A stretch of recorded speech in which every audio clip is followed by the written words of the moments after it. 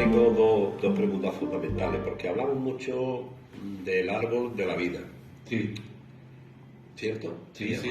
De hecho, esta sección es el tarot a través del árbol de la vida, Sí, ¿cierto? ¿No? sí, sí.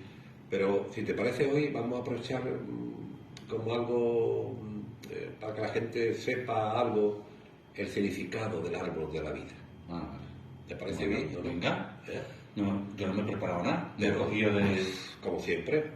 Bueno, pues vamos... Pero tú creo que tienes la capacidad y conocimiento de desarrollar el significado del árbol de la vida. Primero vamos a ver el concepto de árbol, el de árbol. En todas las tradiciones siempre hay árboles, siempre hay un árbol sagrado.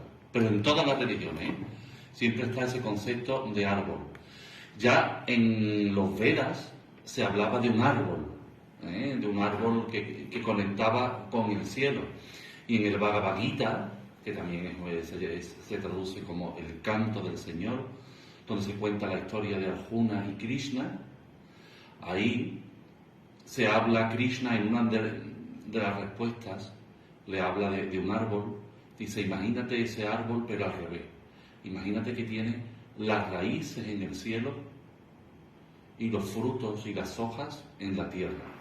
Entonces, la idea del árbol de la vida, que después eso fue más elaborado por la cultura hebrea, en la religión, bueno, más que la religión, que es parte nuestra, ¿no? Porque nosotros seguimos con la Torá, con el Antiguo Testamento, seguimos, ¿no? Lo que pasa es que le hemos aumentado el Nuevo Testamento, digo, nosotros, nuestra cultura, ¿vale? Aunque nosotros seguimos con ella, digamos, pero es el esoterismo de esa religión, es decir, los que querían ir más allá de lo que pone el texto simplemente, pues entonces empezaron a hablar del árbol de la vida. Ese árbol de la vida también está simbolizado en la religión hebrea, como ya sabemos. El árbol de la vida es precisamente en la Biblia, en el Génesis, viene, o el Bereshit, viene como que hay dos árboles. Aunque en la tradición oculta se dice que es uno mismo, es el mismo, pero visto de otra manera. Tenemos el árbol de la ciencia, ¿no? O el árbol del bien y del mal, como se dice, ¿no? Como aparece ahí. Entonces cuando Yahvé no se puede pronunciar, en realidad yo digo Yahvé, pero eso estaría mal. Los hebreos nunca pronuncian ese nombre porque son todos con consonantes. Sería Yod, la Y, G, la H, Vau, la V y la H. Entonces sería algo como... No. Pero dice que las vocales que se le ponía a eso, en secreto se transmitían, y el que conocía el nombre tenía el conocimiento. Lo que quiere decir es que Yahvé en realidad es un concepto de cómo se están formando las energías. Entonces le dice, a manera de orden, y esto hay un yogi, yo es que mezclo todas las religiones, ¿no? Hay un yogi muy especial que se llama Osho, no sé si lo conocéis, que habla mucho fue polémico en su época, pero hablaba mucho de la libertad sexual y fue como el yogi de los hippies, ¿no? De la época del sexo, la droga y el rock and roll, ¿no? Y él practicaba esa libertad de sexo, droga y rock and roll, que cada uno encontrara su camino, ¿vale? Y que fuera propio. Pues él hablaba, analizando eso, dice, vamos a ver, si yo estoy prohibiendo comer del árbol de la vida y yo soy Dios y pongo a dos seres en todo un planeta, lo grande que es el planeta, mira, China, ¿no? El Amazonas, y dice, haz lo que os dé la gana, pero señala un árbol y dice, mira, pero de ahí no coma, ¿no? Es como si tú en una clase de 25 niños le dices, haz lo que os dé la gana, pero esto no. Pues tú te vas a poner lo que van a hacer, ¿no? Entonces, se lo está indicando, ¿no? Entonces, cuando uno come del árbol de la ciencia del bien y del mal, quiere decir que uno llega pasa de el estado que estaba, que es un estado de unidad y en el que no había conocimiento, podemos ir entre comillas al estado animal, ¿no? Es el paso de el estado animal cuando uno no tiene conciencia de uno mismo, y tampoco tiene conciencia casi de lo que es. Es decir, tú y el exterior es como una cosa que está ocurriendo, ¿no? Cuando tú comes del árbol de la ciencia, o el árbol de la vida, del bien y del mal, ya eres un mundo dual y te dicen, tú eres un individuo, y lo que está afuera son otros individuos. Es decir, comienza el mundo de la dualidad. Sería en Cábala, en la religión hebrea, o la parte cabalística, dirían, lo primero es el Aleph, la unidad, y del Aleph pasamos a la Bet, al mundo de la A, pasamos al Bet de la B, es decir, de la unidad a la dualidad. Entonces, ese es en el que estamos ahora. En el árbol en el que estamos, el árbol en el que estamos es el árbol de la dualidad. Por eso nosotros todos lo vemos duales. Por eso tenemos un partido de un bando y el otro del otro, y es dual, ¿vale? Y nadie dice, pero ¿puede alguna cosa de aquí servir a lo de aquí? Pues evidentemente sí, ¿no? Pero claro, como uno se pone en un bando, dice, pues entonces todo lo que diga este está mal, ¿no? Y no sé qué. Entonces se van creando los dos bandos, cada uno por su parte, crean aberraciones psicológicas, ¿no? Una aberración psicológica es creer que todo lo del lado derecho del hemisferio es verdad y lo del izquierdo no, o al revés, ¿no? Tú has dicho, el árbol de la vida está significado en todo tipo de religiones, en proyectos de ciencia, pero el significado en sí, ¿por qué tanto nombramiento? ¿Qué significa en sí para el árbol de la vida? Vale. ¿Por qué tanta, ¿Por qué ese símbolo, ¿por no? qué esa atención constante, incluso en el Génesis, creo? Claro, sí. O sea, en el Génesis, ahora vamos a hablar del árbol de la vida, pero vamos a hablar con el concepto que tú dices. Eso es. El concepto que tú dices, yo creo que se escoge el árbol, pero ese árbol que es al revés, ¿no? Es porque, como decía Krishna en el Bhagavad Gita, ya estamos hablando de un libro de unos, bueno, digamos, la historia te dice que es de 5 siglos antes de la era, ¿no? Pero puede ser anterior. Es porque las raíces están en el cielo. Es decir, lo que nos está mostrando es que todo lo que está ocurriendo aquí tiene su fundamento en el cielo. Y ahora vámonos a la explicación psicológica. No nos quedemos ahí con eso de creencia. Eso quiere decir que todo lo que va a ocurrir en mi vida, todo lo que va a ocurrir y está ocurriendo, ha ocurrido antes en el pensamiento, ¿no? Todo lo que está ocurriendo a mi alrededor es porque yo antes lo he pensado, ¿no? Si vosotros estáis aquí haciendo radio, no es porque se cayó la radio un día, sino porque en vuestra mente estaba el hacer radio. Hay muchas cosas que uno la piensa y no suceden, ¿vale? Entonces habrá que ver el por qué partes de ese árbol la estoy yo cortando, o si en realidad yo quiero, porque hay muchas cosas que digo que quiero que sucedan y en realidad por dentro no quiero, ¿no? Entonces es como la idea de árbol, es decir, coger el fundamento, tomar el fundamento en nuestra vida de que todo lo que está sucediendo tiene un origen más allá de la materia. Por eso se pone el árbol. Entonces, eso se habla de Dios, ¿no? Se habla de la divinidad o del cielo. Entendiendo eso de una manera más esotérica, como que Dios soy yo, es mi interior, es lo que yo soy de manera virginal. Por eso creo yo que se usa el árbol. Y ahí entramos en el siguiente árbol, que es la que Yahvé pone un querubín, un ángel, con una espada llameante dando vueltas. Así, dice, por una espada flamígera, la llama, dando vueltas. Y en esa espada flamígera está el ángel y le da la orden al ángel de que si Adán y Eva o cualquier humano va a comer del árbol de la vida, que se lo impida. Porque si comiera, serían como nosotros, dice Yahvé. Es decir, sería un Dios. Entraría en el mundo de la unidad, dejaría de sufrir, ¿no? Entonces, lo mismo que nos dijo, no coma de ahí, y comimos, pues ahora nos está diciendo, no coma de ahí que tiene ese ángel, no sé, pues está diciendo al revés, que coma. Dice, mira, tú ahora has ido al mundo de la dualidad, has aplicado toda la lógica, ¿no? Y mira todo lo que hemos hecho y todos los avances que hemos tenido la humanidad con eso. Dice, pero ahora con eso vuelve de nuevo, toma del fruto del árbol de la vida y vuelve al mundo de la unidad. Piensa que todo es una unidad. Y entonces, como todo es una unidad, todo sería amor, ¿vale? todo sería una unidad de amor al comer de ese árbol. ¿Cuál es el símbolo de la espada flamígera que da vuelta sobre sí misma?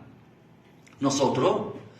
¿Quién me impide? Mira, el símbolo de la espada es maravilloso. En el tarot tenemos muchas espadas. Sí. Las espadas en el tarot significan la mente. La mente. Entonces, una espada flamígera, es decir, una espada que se mueve a una velocidad increíble, dando vueltas sobre sí misma, me impide comer del árbol. Es decir, ¿quién te impide llegar a la felicidad? Al árbol de la vida, tu mente dando vueltas sobre sí misma. Es decir, si yo logro traspasar mis pensamientos, porque lo que me da la infelicidad no es lo que me ocurre fuera, sino es lo que pienso de lo que me ocurre, ¿no? Si me ocurre algo y yo pienso en negativo de eso, ¿vale? Pues entonces, mira, personas se van a morir siempre. Entonces se van a morir amigos, se van a morir familiares, entonces yo puedo pensar de eso como agravio. Esto es un agravio de la vida. O pelearme, aunque no crea en Dios, pero hay gente que se pelea con Dios sin creer en Él. No, dice, que ver el mundo que ha creado, que ha hecho. Y entonces, eso es lo que pienso de lo que ha ocurrido. Si yo logro traspasar el pensamiento, entonces como del fruto de ese árbol. Es decir, traspaso al querubín que puso ahí Yahvé y vuelvo a comer del árbol de la vida. Entonces, dice Yahvé, y serán como nosotros, serán inmortales. Ahí no habrá muerte. Eso será lo que después Jesús hablaba de la resurrección. Es decir, resucitar es simplemente nacer de nuevo a lo que soy. ¿Y qué es lo que soy? Lo que está detrás de los pensamientos. ¿Y qué son los pensamientos?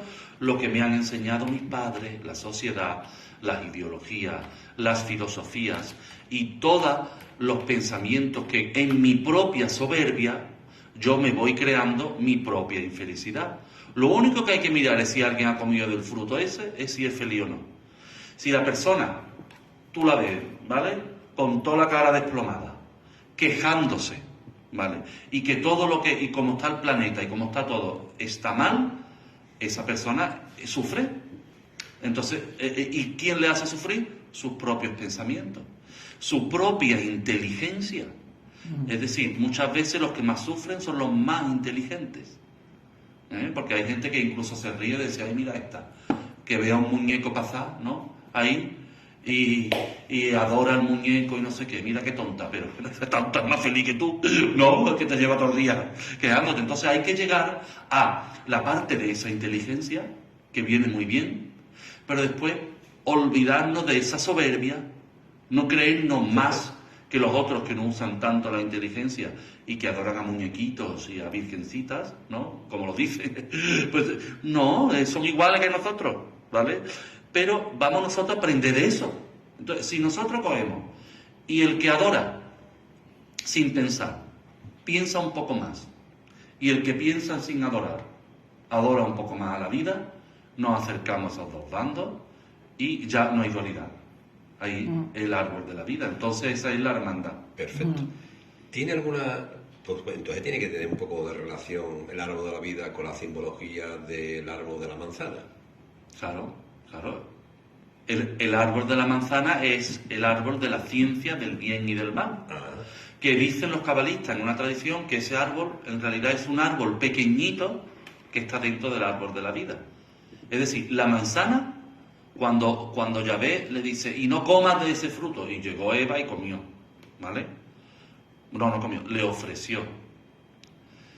Le ofreció el fruto. Es decir, ya al comer de ese fruto, lo que estamos haciendo es comer de la inteligencia. Mira, se llama el árbol del conocimiento. Se llama así en la Biblia. Es decir, cuando como del fruto, conozco. Cuando tomo del fruto, dejo de ser un animal, dejo de ser un perro, dejo de ser un mono y empiezo a pensar y empiezo a poder escribir y a crear un lenguaje. Y entonces, comiendo de ese fruto, ese es el pecado, entre comillas, original, es pensar.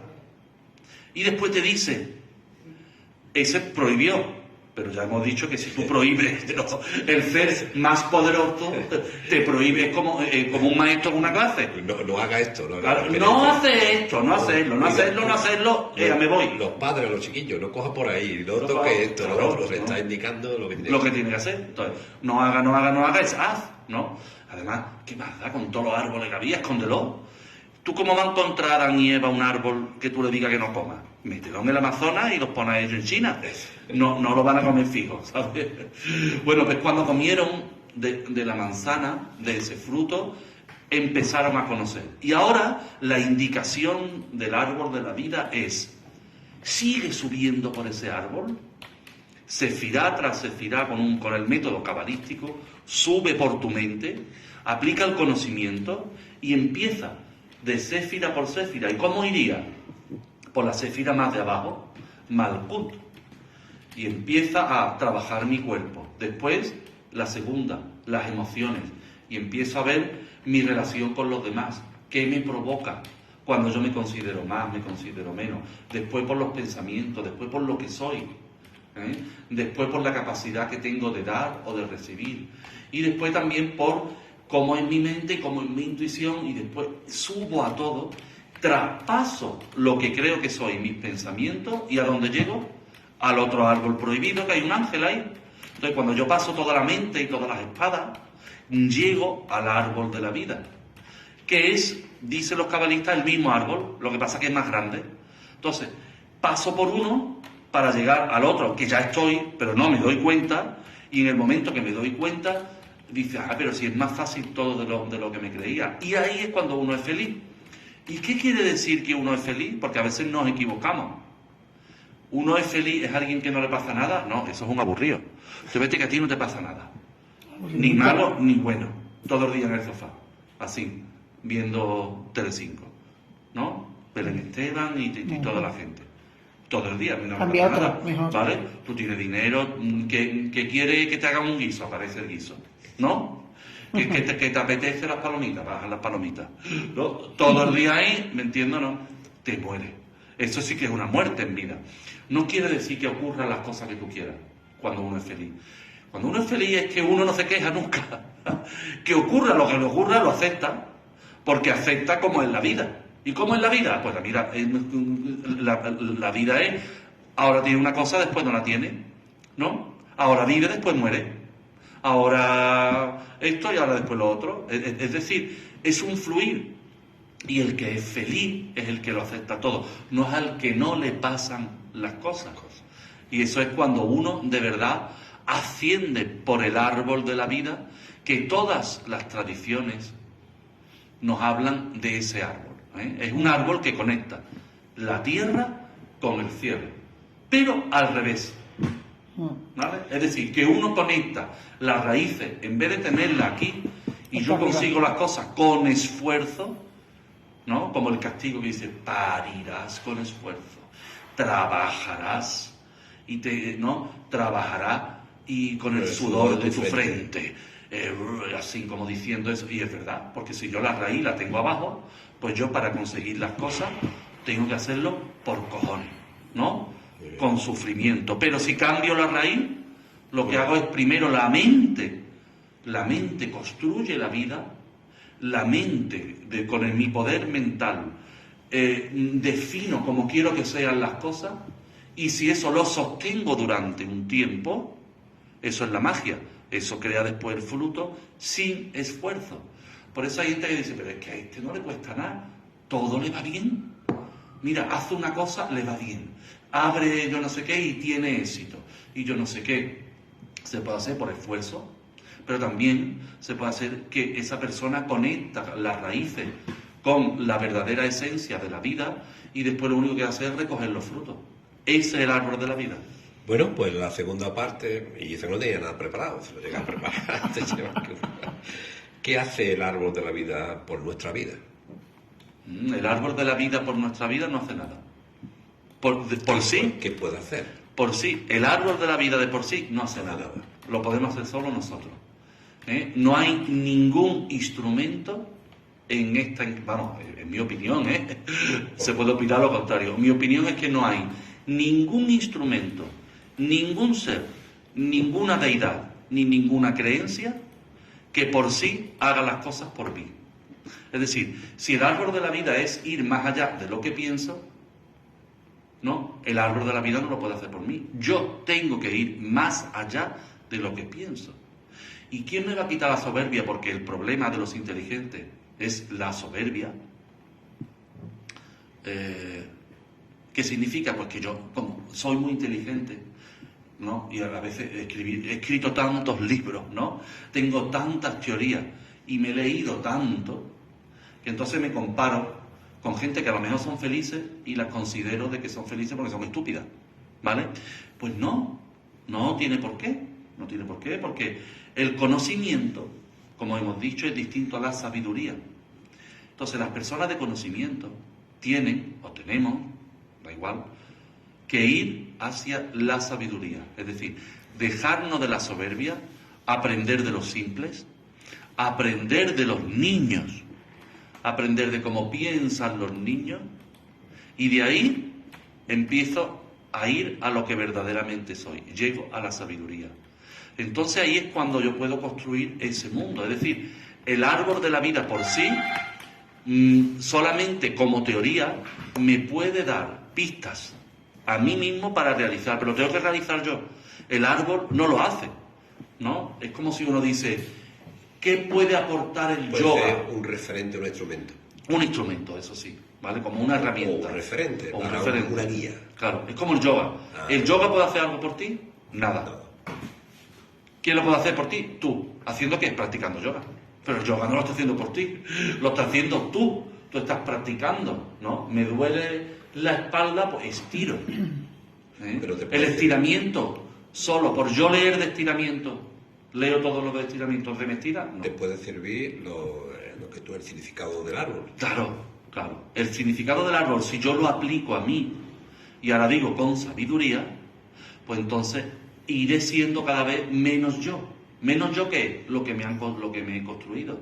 Irá habiendo cada vez menos soberbia. Y yo, cuando me mire en el espejo, por la noche, diré, ¿cuánto he criticado hoy? ¿Cuánto he insultado? ¿Cuánto he echado peste de cosas? Entonces, si cada vez hago menos, digo, cada vez soy más sabio. Pero si tú cada vez estás más engreído, ¿no? Más enfadado con todo, pues entonces no estás subiendo del árbol, sino de lo que tú estás en contra de lo que has hecho. Estás comiendo la manzana todo el día. Pero tú decías antes una cosa que el árbol de la vida tiene que tener una significación muy profunda porque está en muchas variantes, en muchas religiones, en muchas sociedades, en muchos referentes, incluso lo aplican para otras actividades de la vida. No solamente la simbología para llegar, sino que, oye, eso ¿a qué puede venir? ¿Tan importante es el árbol de la vida para nosotros? ¿O que el ser humano tiene que agarrar algo para conseguir su bienestar?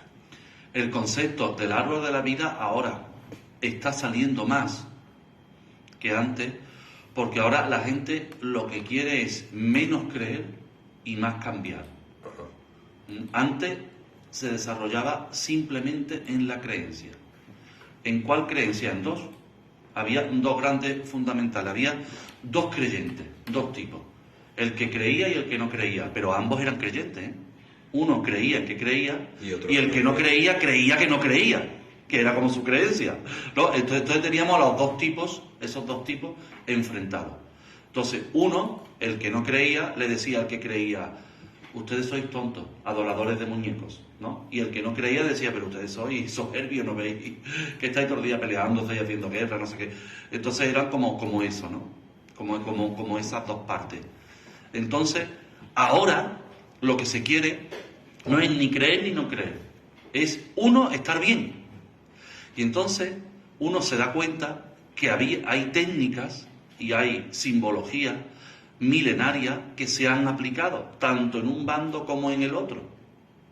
Porque el que creía, aplicando esas técnicas al cambiar, no es que dejara de creer, es que le daba igual, ya, cree que no cree. Entonces esos son los místicos.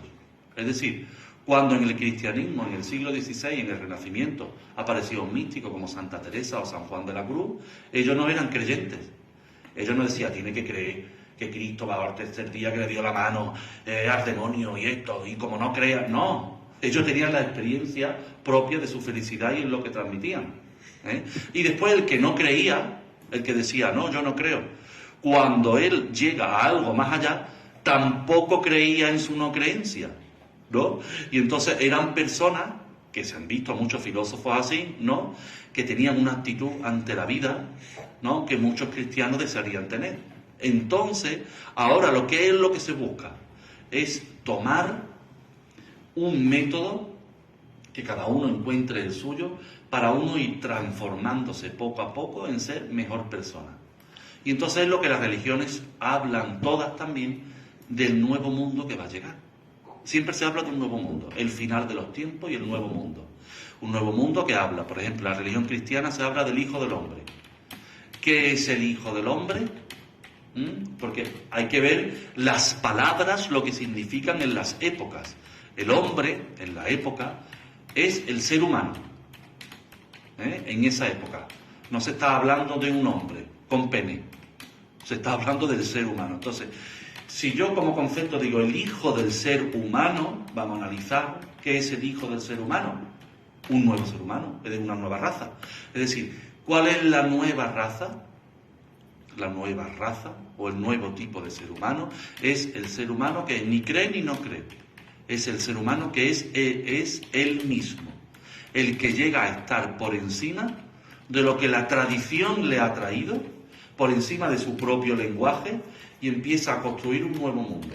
Es decir, es el ser humano que sería casi como un niño, pero que puede usar su inteligencia, que sabe leer y que ha leído a todos los filósofos y que ha leído y que es científico, no está reñido con eso, pero que tiene la capacidad mental de ir más allá de su propio pensamiento y más allá de lo que le han transmitido.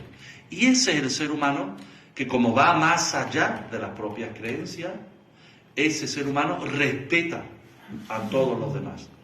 Sería imposible que alguien que va más allá de eso irrespete a alguien, aunque esté en la diáspora ideológica de lo que él está. Entonces sería un tremendo respeto. Que eso ocurría, eso puede ocurrir. Y ha ocurrido en la política en determinados momentos. Se veían cómo se respetaban unos y otros, y incluso unos podían tomar las ideas de los otros. Lo que pasa es que cuando nos vamos más a la focalización, ¿vale? Y además esa focalización, ese extremismo, además es mentira, es falso, porque es un extremismo a la galería. Después no hay extremismo, entre ellos después, ¿me entiendes? Cuando ya dejan de hablar de política, son amigos y ya está, se pueden acostar unos con otros sin problema. Veniendo a cuento del árbol de la vida, ya para terminar, Michel, según tú, el hombre, cuando digo hombre digo el ser humano, ¿necesita creer o es bueno creer para él? El hombre necesita creer porque siempre necesita unas pequeñas creencias. Es decir, yo me levanto por la mañana y digo, ¿y quién soy hoy? Vale, y esto es lo que soy hoy. Pero lo que tengo que ir es que a esa creencia, y tengo que saberlo, es momentánea y que es una creencia, que no es un dogma. Entonces, hay que cambiar el concepto de creencia a dogma. Creencia es una cosa que yo estoy creyendo hoy, pero que mañana ni me la creo y me da igual y no voy a morir por ello. ¿Vale? Dogma es que tengo que llevar la razón. Me levanto hoy por la mañana y a ver a cuánto más convenzo de lo que yo creo, que puede ser una religión o una ideología, y a ver cuánto más caen en lo que yo digo. Ese sería el dogma. Una creencia es simplemente la aceptación de que mi mente está creyendo unas cosas, porque la mente se basa en afirmaciones y en negaciones. Entonces yo hoy tengo unas afirmaciones y unas negaciones, pero no las dogmatizo, son las de hoy. Y esas afirmaciones y negaciones las puedo ir ampliando cada vez más. ¿Y usar cuáles? Ahí entra ya la sabiduría, las que me dan felicidad. Si hay afirmaciones y negaciones, porque todas son falsas, ya hemos dicho que si tú vas más allá de las creencias, cualquier afirmación o negación es falsa en sí misma, porque la verdad y la mentira es hoy, si no mirad, cada 10 años se cambian las verdades y las mentiras, cada 10 años las ideologías cambian. y cada 20 años puede una ideología ahora decir lo que decía la otra, ¿no? Entonces, nos quiere decir que eso es momentáneo. Entonces, ¿necesitamos creencias? Sí, pero momentáneamente, quitándonos del dogma, es decir, no me dogmatizo yo, ni me defino, porque ahora está muy de moda definirse, en todo, hasta en la sexualidad. Yo me dogmatizo en mi sexualidad y me digo, ¿y tú qué eres? ¿No? Y dice, mira, yo soy pangenérico dual, pangenérico dual trans, medio, 3/4 y 1/4 de lo mismo. Y ya me definí. Con 12 años me defino. Y después tengo 20 y hago lo mismo. Y ya pues ni me apetece, es porque ya me había definido. Entonces, la cuestión es, cuanto menos te defina mejor. ¿No? Prueba lo que te dé la gana. Prueba el pan y el pum, el 3/4 y el 1/4. Prueba por allí, prueba por aquí. Y después... Porque son tu creencia en ese momento. Claro, y después lo que te dé la real gana y lo que te haga feliz. No te defina ni te cancele tú a ti mismo por nada. Te limita. Entonces, eso si vemos va más allá de una ideología y de la otra. Perfecto. Y respeta las dos, porque entiende el que no hace nada, porque todo es pecado, pues bueno, ¿vale? Y entiende el que se define exactamente con una definición exacta de sus deseos. Pues también lo entiende. Pero si yo estoy más allá de eso, digo, mira, pues esto lo hago y no lo hago y hago lo que me da la real gana. Y no me defino. ¿Eso qué pasa? Que no le gusta ni a un lado ni al otro. Los dos lo van a criticar. El loco de la vida. Pero eso es el loco, que es la carta que tenemos, que es la que me da sabiduría. Es decir, yo o tú o él, quien sea así, será el loco. Y será el que no entre en ningún club, ¿no? No dirá, no tendrá ese club de amigos, ni ese club no sé qué, pero sí tendrá el club de los locos, que cada vez hay más, ¿eh? Bueno, como siempre, muy agradecido, Michel, estupendo, magnífica disertación, de verdad que sí. Muchas gracias por aportar toda tu sabiduría a Radio Quiere. Pues un placer. Cuídate mucho, amigo. Que subamos por el árbol. Exactamente. ¿Vale? Muchas gracias. Adiós. Hasta luego. Hasta luego. Adiós.